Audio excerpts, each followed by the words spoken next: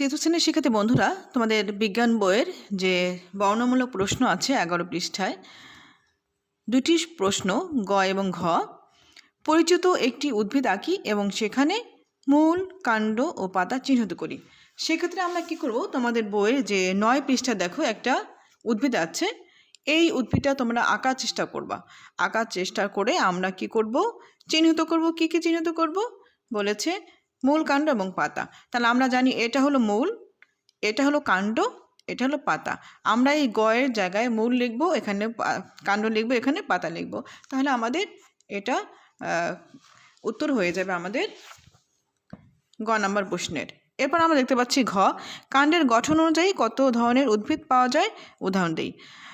উত্তর হবে কাণ্ডের গঠন অনুযায়ী 3 ধরনের উদ্ভিদ পাওয়া যায়, যথা বিরুৎ, গুল্ম, বৃক্ষ।